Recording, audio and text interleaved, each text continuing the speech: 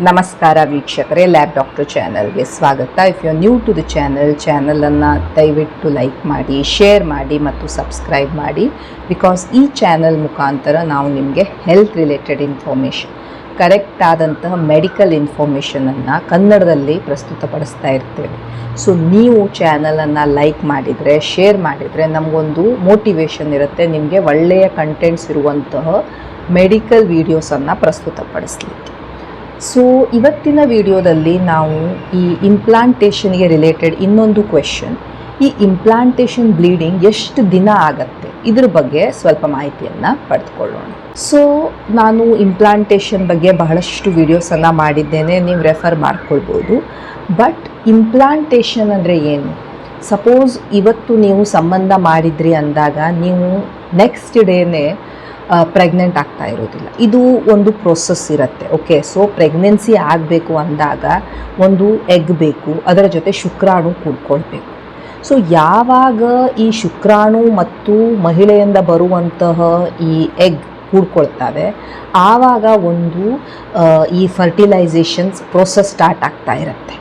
But ಈ fertilisation ಏನಿರುತ್ತೆ ಇದು ಒಂದು ಸೆಲ್ಲಿಂದ 4 ಸೆಲ್, 4 ಸೆಲ್ಲಿಂದ 8 ಈ ರೀತಿ ಡಿವೈಡ್ ಆಗಿ ಡೆವಲಪ್ ಆಗ್ತಾ ಇರುತ್ತೆ. ಆ್ಯಂಡ್ ಈ ಡೆವಲಪ್ ಆದಂತಹ ಈ ಭ್ರೂಣ ಏನಿದೆ, ಈ ಭ್ರೂಣ ನಮ್ಮ ಗರ್ಭಕೋಶಕ್ಕೆ ಬಂದು ಅಂಟುಕೊಳ್ಳೋಕ್ಕೆ ಏನಿರುತ್ತೆ ಅದು ಈ ಅಂಡೋತ್ಪತ್ತಿಯಾದ 6 ರಿಂದ 12 ದಿನಗಳ ನಂತರ ಆಗ್ತಾ ಇರುತ್ತೆ.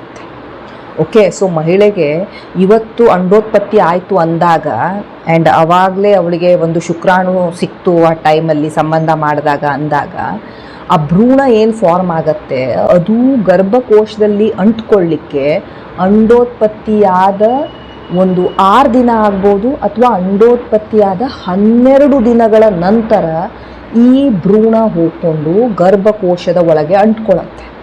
ಓಕೆ, ಯಾಕಂದರೆ ಯಾಕೆ ಅಲ್ಲಿ ಅಂಟ್ಕೊಳ್ಬೇಕು? ಯಾಕಂದರೆ ನಮ್ಗೆ ಬೇರೆ ಎಲ್ಲೂ ಅಂಟ್ಕೊಂಡ್ರೆ ಅದು ಬೆಳ್ಕೊಳ್ಳಿಕ್ಕೆ ಆಗೋದಿಲ್ಲ. ನಮಗೆ ಗರ್ಭಕೋಶದಲ್ಲೇ ಅದು ಮಗು ಬೆಳಿಬೇಕು ಅಲ್ವಾ? ಸೊ ಆದ್ದರಿಂದ ಬೆಳಿಬೇಕು ಅಂದಾಗ ಅದು ಅಂಟ್ಕೊಳ್ಬೇಕು ಅಂದರೆ ಇವತ್ತು ಸಂಬಂಧ ಆಯಿತು ನಾಳೆನೇ ಅಂಟ್ಕೊಳ್ಳೋದಿಲ್ಲ. ಅಲ್ಲೆಲ್ಲ ಡೆವಲಪ್ಮೆಂಟ್ ಆಗಿ ಅದು ತನ್ನ ಜಾಗಕ್ಕೆ ಹೋಗಲಿಕ್ಕೆ ಒಂದು 6 ದಿನದಿಂದ 12 ದಿನ ಬೇಕಾಗತ್ತೆ. ಸೊ ಆದ್ದರಿಂದ ನೀವು ನೋಡ್ಬೋದು ಈ ಇಂಪ್ಲಾಂಟೇಷನ್ ಬ್ಲೀಡಿಂಗ್ ಏನಿರುತ್ತೆ ಅದು ಅದೇ ಟೈಮಿಗೆ ಬರ್ತಾ ಇರುತ್ತೆ. ಒಂದು 6 to 12 ಡೇಸ್ ನಿಮ್ಮ ಅಂಡೋತ್ಪತ್ತಿ ಆದ ಒಂದು 6 ರಿಂದ 12 ದಿನಗಳ ನಂತರವೇ ಅದು ಕಾಣಿಸ್ತಾ ಇರುತ್ತೆ.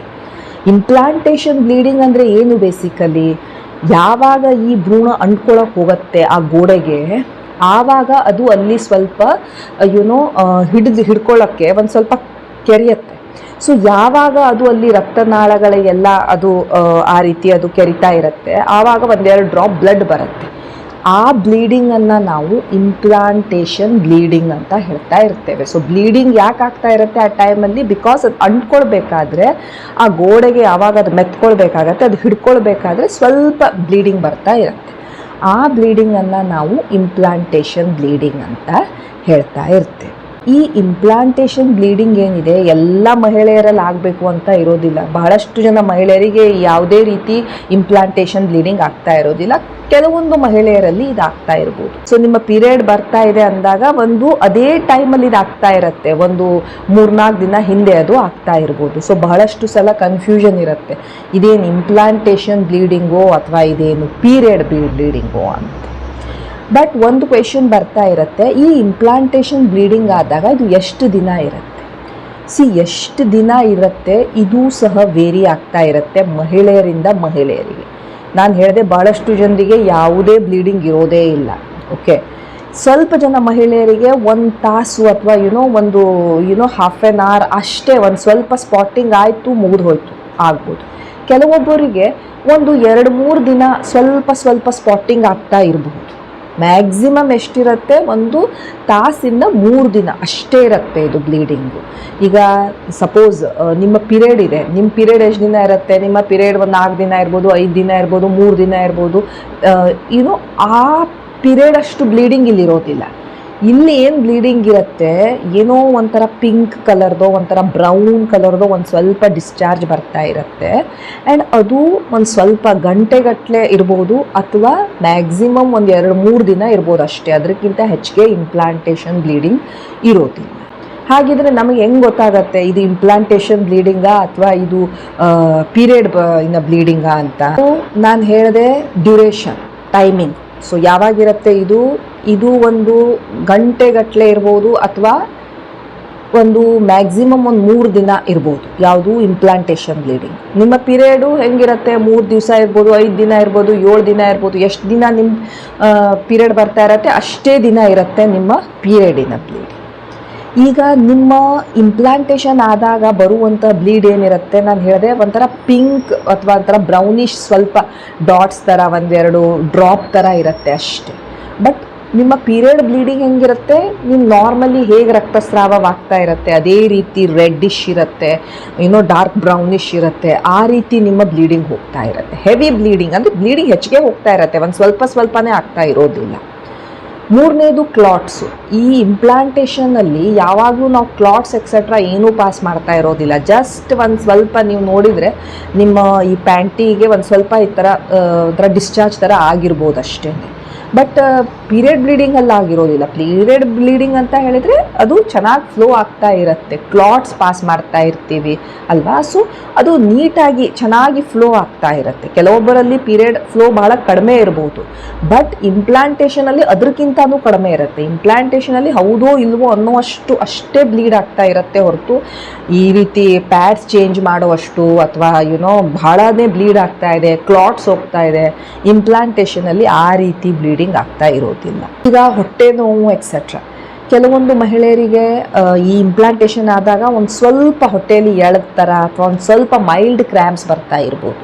ಅದು ಪೀರಿಯಡಿನ ಕ್ರ್ಯಾಂಪ್ಸು ಸಹ ಬರ್ತಾ ಇರ್ಬೋದು. ಬಟ್ ಪೀರಿಯಡಿನ ಕ್ರ್ಯಾಂಪ್ಸ್ ಯೂಶ್ವಲಿ ಏನಾಗುತ್ತೆ, ಸ್ವಲ್ಪ ಸಿವಿಯರ್ ಇರುತ್ತೆ, ಸ್ವಲ್ಪ ಸ್ಟ್ರಾಂಗ್ ಇರುತ್ತೆ ಮತ್ತು ಪರ್ಸಿಸ್ಟೆಂಟ್ಲಿ ಹಾಗೇ ಇರುತ್ತದು ಪೀರಿಯಡಿನ ಕ್ರ್ಯಾಂಪ್ಸ್ ಏನಿರುತ್ತೆ. ಈ ಇಂಪ್ಲಾಂಟೇಷನಲ್ಲಿ ಹಾಗಿರೋದಿಲ್ಲ. ಹೊಟ್ಟೆ ನೋವು ಏನಿರುತ್ತೆ ಇವಾಗೊಮ್ಮೆ ಬರುತ್ತೆ ಆ್ಯಂಡ್ ಅದು ಸ್ಟಾಪ್ ಆಗುತ್ತೆ ಮತ್ತು ಅಷ್ಟು ಸಿವಿಯರ್ ಸಹ ಇರ್ತಾ ಇರೋದು. ಟೈಮಿಂಗು. ಈಗ ನಿಮ್ಮ ಪೀರಿಯಡ್ ಏನಿದೆ, ನಿಮ್ಮ ಈಗ ಸಪೋಸ್ ನಿಮಗೆ 25 ಡೇಸಿಗೆ ಇರ್ತಾ ಇರ್ಬೋದು, 30 ಡೇಸಿಗೆ ಇರ್ಬೋದು, 35 ಡೇಸಿಗೆ, ಅದೇ ರೀತಿ ಅಷ್ಟೇ ಟೈಮಿಗೆ ಬರ್ತಾ ಇರುತ್ತೆ. ಬಟ್ ಈ ಇಂಪ್ಲಾಂಟೇಷನ್ ಬ್ಲೀಡಿಂಗ್ ನಾನು ಹೇಳಿದೆ ನಿಮ್ಮ ಅಂಡೋತ್ಪತ್ತಿ ಆದ ಒಂದು 6 to 12 ಡೇಸ್ ಆದಮೇಲೆ ಈ ಇಂಪ್ಲಾಂಟೇಷನ್ ಬ್ಲೀಡಿಂಗ್ ಕಾಣಿಸ್ತಾ ಇರುತ್ತೆ. ಸೊ ನಿಮ್ಮ ಪೀರಿಯಡಿನ ಟೈಮಿನ ಹತ್ತಿರವೇ ಇರುತ್ತೆ, ಬಟ್ ಒಂದು 3-4 ದಿನ ಅದಕ್ಕಿಂತ ಮೊದಲಾಗ್ತಾ ಇರ್ಬೋದು. ಇನ್ನೊಂದು ಇಂಪಾರ್ಟೆಂಟ್ ಡಿಫ್ರೆನ್ಸಿಯೇಟಿಂಗ್ ಫೀಚರ್ ಅಂದರೆ ಏನು, ನಿಮಗೆ ಪ್ರೆಗ್ನೆನ್ಸಿ ಟೆಸ್ಟ್.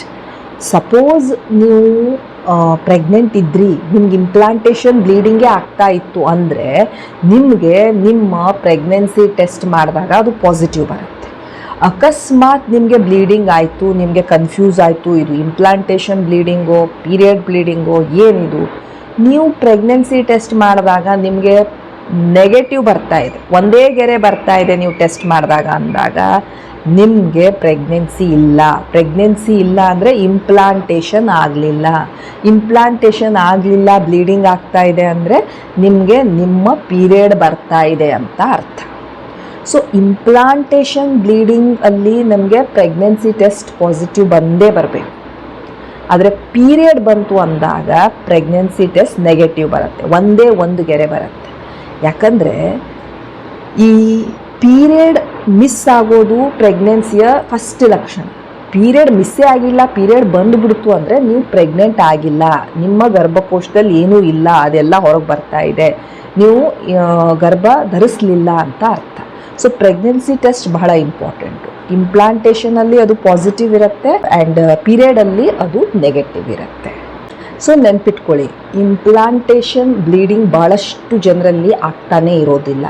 ಜಸ್ಟ್ ಬಿಕಾಸ್ ನಿಮ್ಗೆ ಇಂಪ್ಲಾಂಟೇಷನ್ ಬ್ಲೀಡಿಂಗ್ ಆಗಲಿಲ್ಲ ಅಂದ ಮಾತ್ರಕ್ಕೆ ನಾನು ಪ್ರೆಗ್ನೆಂಟ್ ಅಲ್ಲ ಅಂತ ಅರ್ಥ ಅಲ್ಲ. ನೀವು ಇಂಪ್ಲಾಂಟೇಷನ್ ಬ್ಲೀಡಿಂಗ್ ಆಗದೇ ಇರಬಹುದು, ಬಟ್ ಸ್ಟಿಲ್ ನೀವು ಪ್ರೆಗ್ನೆಂಟ್ ಆಗಿರ್ಬೋದು.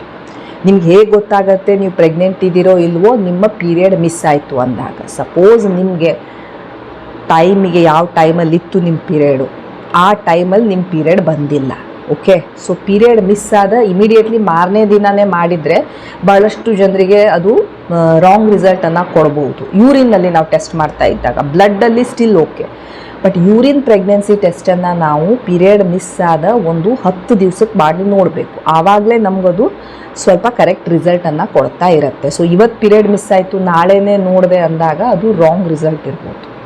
ಸೊ ನಿಮ್ಮ ಈ ಪ್ರೆಗ್ನೆನ್ಸಿ ಇತ್ತು ಅಂದಾಗ ಫಸ್ಟ್ ಸೈನ್ ಅಂದರೆ ನಿಮ್ಮ ಪೀರಿಯಡ್ ಮಿಸ್ ಆಗುತ್ತೆ.